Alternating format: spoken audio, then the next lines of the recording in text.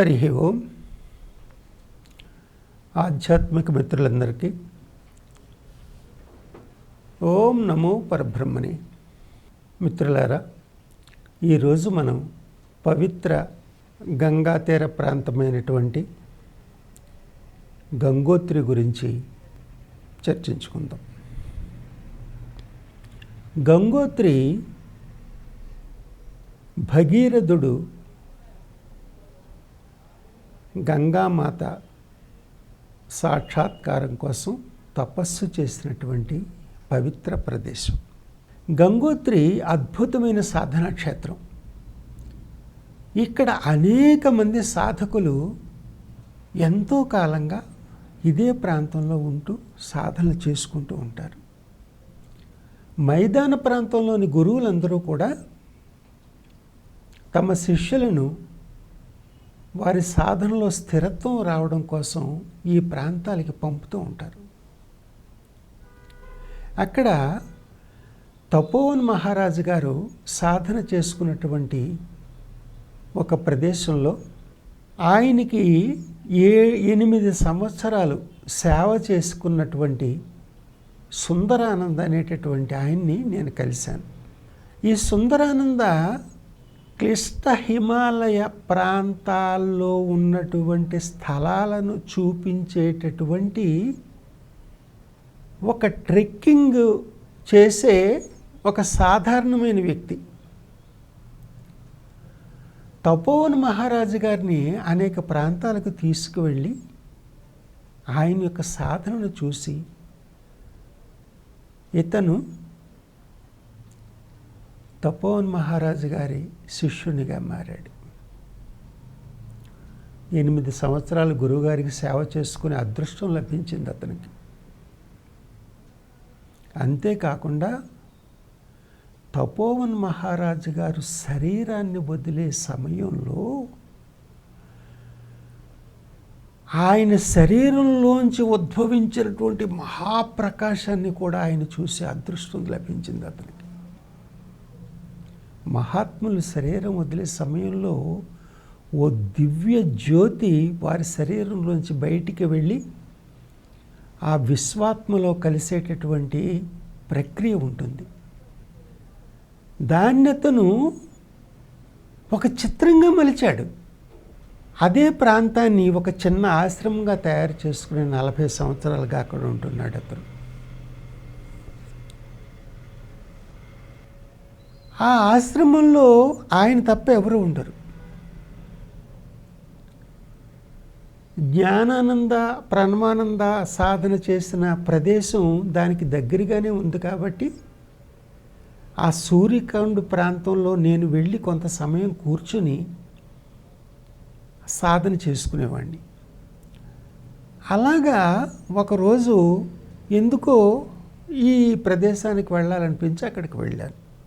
ఆయనతో కొంత సామీప్యంలోకి వెళ్ళిన తర్వాత ఈ విషయాలన్నీ ఆయన చెప్పడం జరిగింది. తపోవన్ మహారాజు గారు సాధన చేసుకున్న గదిలో చిన్న గది ఉంది. అది దానిలోనే అతను సాధన చేసుకుంటాడు. తర్వాత కాశ్మీర్లో పుట్టినటువంటి ఉమేష్ బెహల్ అనేటటువంటి ఒక సాధకుడు బరోడాలో ఇంజనీర్గా పనిచేస్తూ ఈ హిమాలయ ప్రాంతాలకు వచ్చి కొంత సమయం సాధన చేసుకునేవాడు.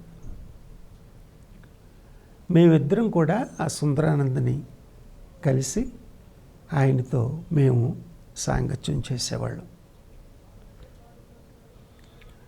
ఇలా ఉంటుండగా ఒకసారి గోముఖ్ వెళ్ళాలని కోరిక కలిగింది. సావకాశం ఉంటే అక్కడి నుంచి గోముఖ్ దగ్గర నుంచి పైన ఉన్నటువంటి తపోవను కూడా వెళ్ళాలనేటటువంటి ఆలోచన మాకు వచ్చింది. అనుపమ్ అని ఒక బెంగాలీ నుంచి వచ్చినటువంటి ఒక బిఎల్ విద్యార్థి ఉత్తరకాశీలో నన్ను కలిసి గంగోత్రి వరకు నాతో ప్రయాణం చేసి నన్నే అనుసరిస్తూ 4 రోజులు ఉన్నాడు. అతను ఏమన్నా అంటే, బాబా మనం తపోవన్ వెళ్ళే ప్రయత్నం చేద్దాం, ట్రెక్కింగ్ ఏర్పాటు చేసుకుందాం అని చెప్పి ట్రెక్కింగ్ ఏర్పాటు చేసుకుని మేము ముందు గోముఖ వైపుగా నడక ప్రారంభించాం.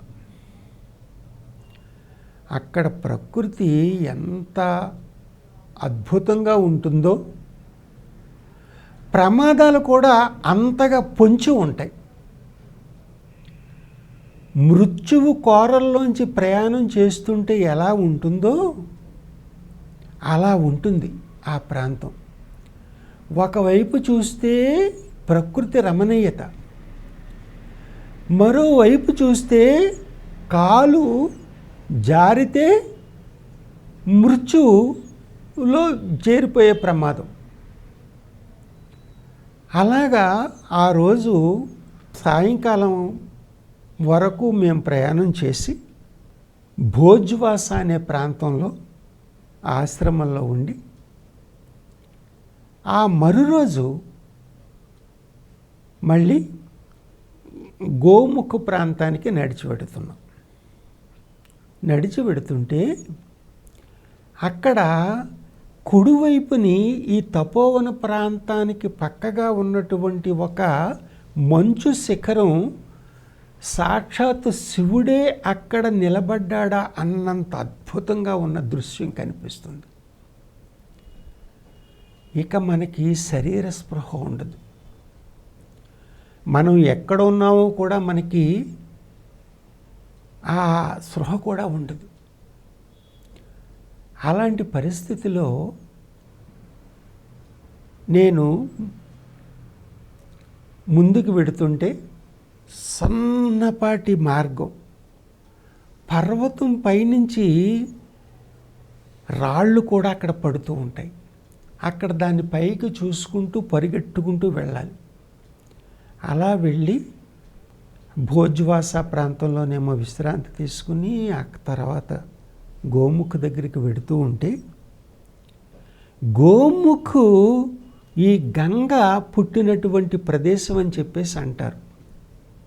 ఒకప్పుడైతే గంగోత్రే గంగ పుట్టిన ప్రదేశం అనేవారు. తర్వాత మార్గాలు సుగమం అయ్యి లోపలికి వెడ్డే కొద్దీ గోముఖ ప్రాంతంలోకి అక్కడి నుంచి వస్తుందని చెప్తూ ఉంటారు. గోముఖ్ అనే పేరు ఎందుకు వచ్చిందంటే, అక్కడ నదీ తీరం పక్క నుంచి వెళితే అదంతా పెద్ద పెద్ద బండరాళ్ళతో ఉంటుంది. అక్కడి నుంచి వెళ్ళడమే కష్టం, ఒకదాని నుంచి ఒక రాతి మీదకి దూక్కుంటూ వెళ్ళవలసి ఉంటుంది. అలా వెడుతూ ఉంటే అక్కడ ఒక పెద్ద మంచు గ్లేసియర్ ఉంటుంది. దాని కిందగా ఒక చిన్న మార్గం నుంచి 12 అడుగుల వెడల్పు 10 అడుగుల ఎత్తు ఉన్నటువంటి ఒక చిన్న మార్గం నుంచి గంగ జలంలాగా బయటకు వస్తుంది. అది ఎలా ఉంటుందంటే, చూసే వాళ్ళకి గోవు నోరు తెరిచి ఉంటే ఎలా ఉంటుందో అలా ఉంటుంది. కాబట్టి దానికి గోముఖ్ అనే పేరు వచ్చింది. అంతకు పూర్వం నేను వచ్చినా కానీ అక్కడ వరకు వెళ్ళలేకపోయాను. ఈ ట్రెక్కింగ్ తీసుకెళ్లే వాళ్ళ దగ్గర ఉన్నారు కాబట్టి అక్కడ వరకు తేలిగ్గా ఎలా వెళ్ళాలో వాళ్ళ ద్వారా తీసుకువెళ్ళారు. అక్కడి నుంచి ఆ పర్వతం పైకి ఎక్కి వెడితే తపోవన్ ఉంది. ఆ పర్వతం ఎక్కడం సామాన్యం కాదు. ఈ ట్రెక్కింగ్ వాళ్ళు ముందు ఎక్కుతారు. ఎక్కిన తర్వాత అక్కడ ఒక తాడు ఏర్పాటు చేస్తారు. ఆ తాడు సహాయంతో మనం పైకి ఎక్కి వెళ్ళగలుగుతాం. ఆ పైకి వెడితే అక్కడ మంచి అద్భుతమైనటువంటి సాధనా ప్రదేశం ఉంది. దాన్ని తపోవనం అంటారు. కానీ దానికి అవతల 4 కిలోమీటర్ల దగ్గర నుంచి అన్ని మంచు గ్లేసియర్సే. వాటి యొక్క మంచు గాలులు మన మొహాన్ని కొడుతూ ఉంటే, మనం ఎక్కువ సమయం కానీ అక్కడ ఉంటే ఈ బొగ్గలు ఇలా చిట్లిపోతాయి, పెదాలు చీలిపోతాయి. అంత భయంకరమైనటువంటి చలి ఉంటుంది. కానీ చిత్రం ఏంటంటే అక్కడ కూడా ఉన్న గుహల్లో 3 సాధకుల్ని కలిసాం మేము. అలా ఎంత మహాత్ములు, ఎలాంటి సాధనా లోకాలు, మాటలతో చెప్పడం కూడా కష్టం, అది దర్శించడమే తప్ప అక్కడ ఉండడం, మీకు పక్క వాళ్ళు ఎవరో ఉన్నారనే విషయం కూడా మనకి స్పృహ ఉండదు అసలు. అలాంటి స్థితికి వెళ్ళిపోతాం. దానికి దూరంగా కొన్ని పర్వతాలు ఉన్నాయి. ఆ పర్వతాలని దాటి ఒక 28 మైళ్ళు వెడితే మీకు బద్రీకి వెళ్ళిపోతామట. కానీ ఆ మార్గంలో కనీసం 100 మీటర్ల ప్రయాణం చేయడం కూడా మనలాంటి వాళ్ళకి చాలా కష్టం. అలాంటి మహాత్ములు, ఆ తపో సంపన్నులు, వాళ్ళు వెళ్ళగలుగుతారు. కనీసం వాళ్ళు వెళ్ళిన మార్గాల్ని చూసి వాళ్ళ యొక్క సాధన వైబ్రేషన్స్ మనం టచ్ చేయడం వల్ల కనీసం అక్కడ నుంచి క్షేమంగా మళ్ళీ మనం కిందకి రాగలిగామని మాత్రం అనిపిస్తుంది. అలాంటి అద్భుతమైన ప్రదేశాలన్నమాట. ఆ తర్వాత అక్కడి నుంచి మళ్ళీ రాత్రి అయితే అస్సలు ఉండలేము. సూర్యుని యొక్క ఎండ తగ్గిందంటే అక్కడ 10 నిమిషాలు కూడా మనం జీవించడం కష్టం.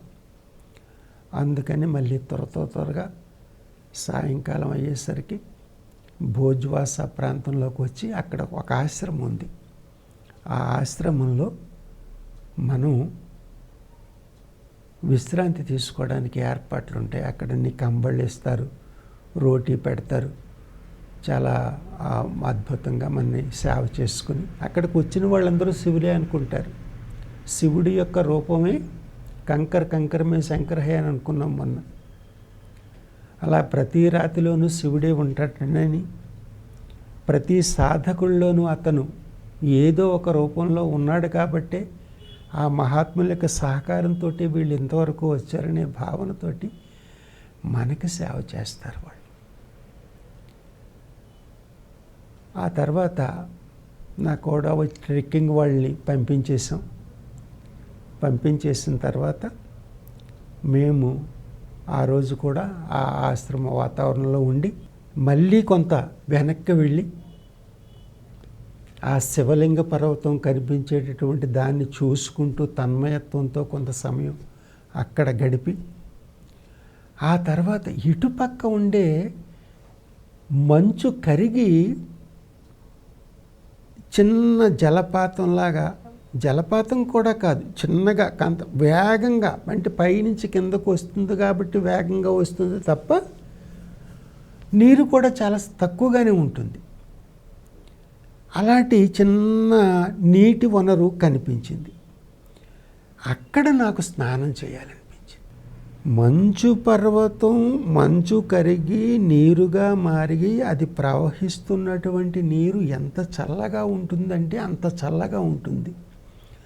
దాన్ని కనుక మనం శరీరం మీద పోసుకుంటే, సన్నని బ్లేడ్తో శరీరాన్ని కోసిస్తే ఎలాగైపోతుందో అలాగైపోతుంది. ఒకేసారి పోసుకుంటే శరీరం చచ్చుబడిపోతుంది. అది ఆత్మహత్యతో సమానం అని అంటారు వాళ్ళు. కానీ అక్కడ మరణం వస్తే అంతకన్నా అదృష్టం ఏముంటుంది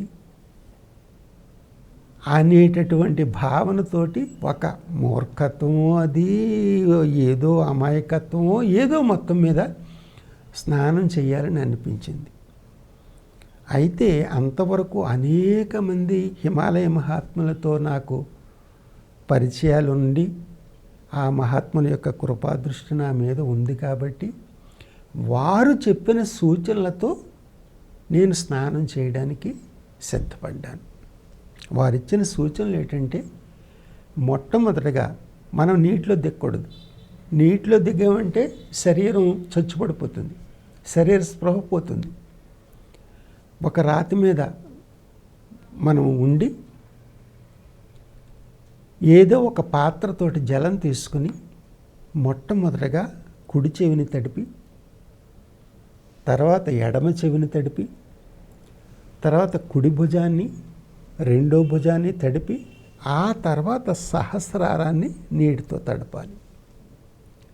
సహస్రారాన్ని నీటితో తడిపి వెనక నుంచి మేరుదండం మీదుగా కొంత జలాన్ని వదలాలి. ఆ తర్వాత ఈ ఛాతీని, ఈ మోకాళ్ళని తడిపి కొంత జలాన్ని నోట్లో తీసుకోవాలి. తీసుకున్న తర్వాత 1 నుంచి 10 అంకెలు లెక్క పెట్టే లోపల స్నానం చేసి పొడి బట్టలు ధరించాలి. అలా చేసి స్నానం అయిందనిపించి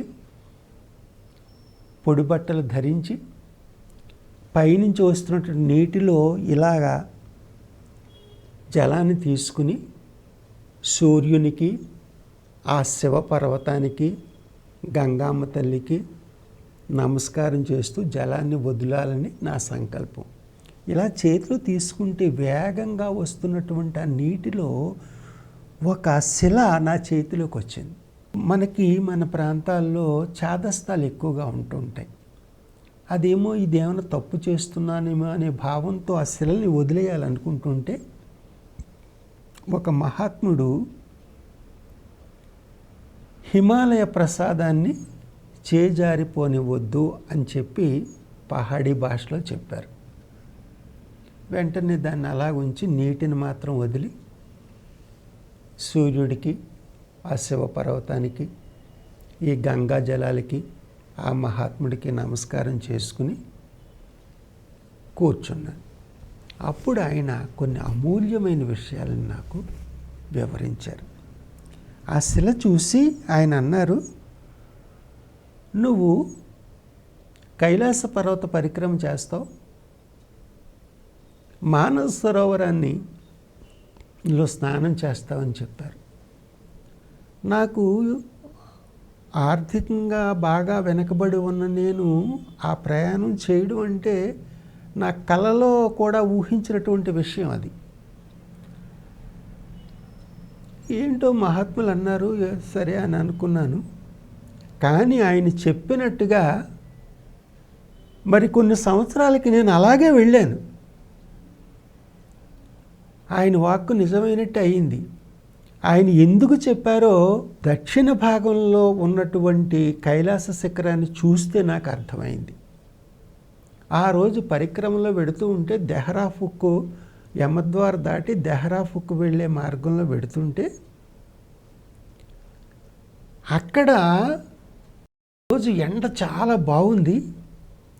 కైలాస శిఖరం మీద మంచు కరిగి ఉంది. అక్కడక్కడ కొన్ని పల్లపు ప్రాంతాల్లో మాత్రమే మంచు ఉంది.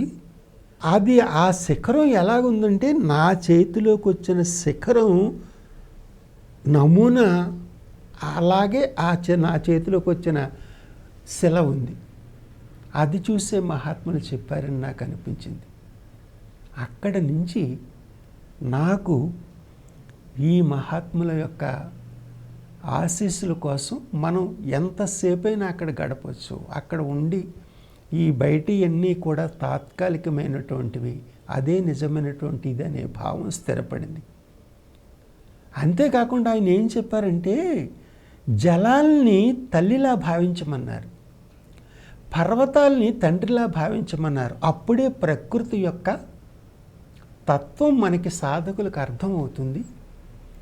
దాన్ని మనం అర్థం చేసుకుంటే పూర్తిగా ఈ ప్రకృతి మనల్ని రక్షిస్తుందని చెప్పి ఆయన చెప్పడం జరిగింది.